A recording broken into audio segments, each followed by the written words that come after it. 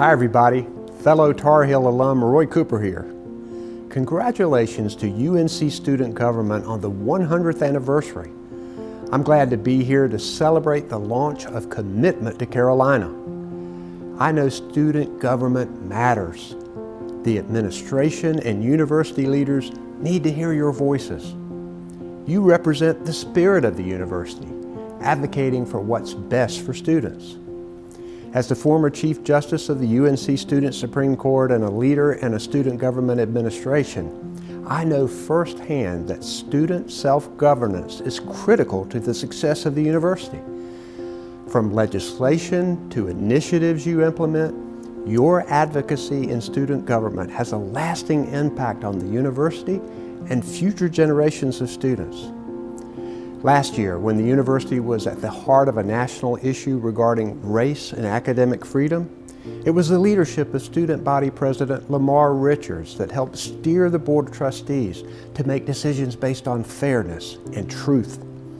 The Commitment to Carolina campaign is a great idea. It'll help UNC student government continue to lead the way and support the future leaders of our university as well as our state.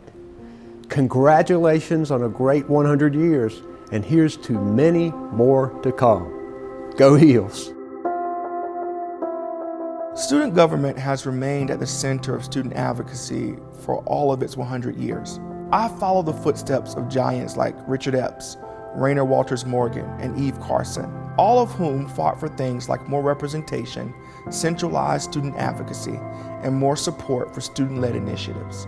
We have made significant strides over the past few decades to revolutionize our work by inviting our peers from historically marginalized communities to join and lead many of our most critical leadership efforts. Each and every day, student government exists because we hold ourselves accountable to the needs and interests of the student body. And by recruiting students across different disciplines, backgrounds, and programs, we hope to be representative of the wide needs and interests that our student body has. Whether it's by creating explicit positions that are focused on issues that we know our students care about, or partnering with student organizations that are involved in a particular advocacy topic, we operate in service to the student body.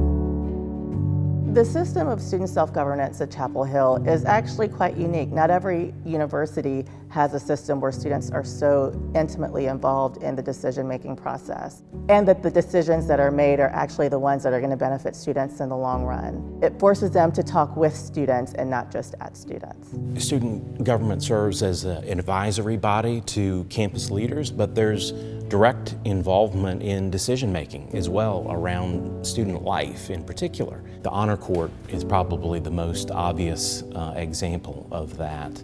But that's a good and healthy thing, both for the students to have their interests known and their voices heard, and for the campus itself. There's not a day that goes by, not a decision that is made, regardless of what it is, where students aren't a central factor. Students are an equal constituency here to faculty, to staff, to alums, administration.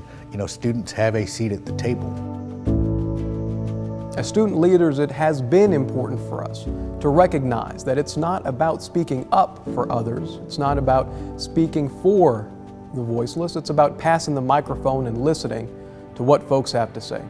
You know, people thought that the Nicole Hannah-Jones issue would divide our campus and divide the student body on the subject of viewpoint diversity.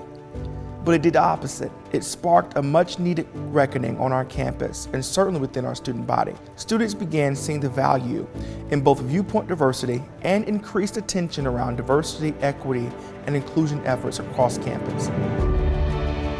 Student-led initiatives like the Distinguished Lectureship on Racial Equity and Belonging, which is one of the first endowed lectureships executed by any student government in the country, the Richard Epps Emerging Leaders Program, which identifies incoming first-year and transfer students and provides them with a rigorous, comprehensive leadership program, and the new Center for Leadership, which will help us globalize our leadership efforts and be competitive in the humanities on the world stage, are critical to the next phase of UNC, something I am calling UNC 2.0. We cannot do these things without help from our partners, friends, and alum. I tell our donors that donating is an act of hope. You never know where the next insight that will improve the lives of people across our state, nation, and the world is going to come from. But Carolina consistently produces major breakthroughs and graduates students with ambitions to change the world for the better.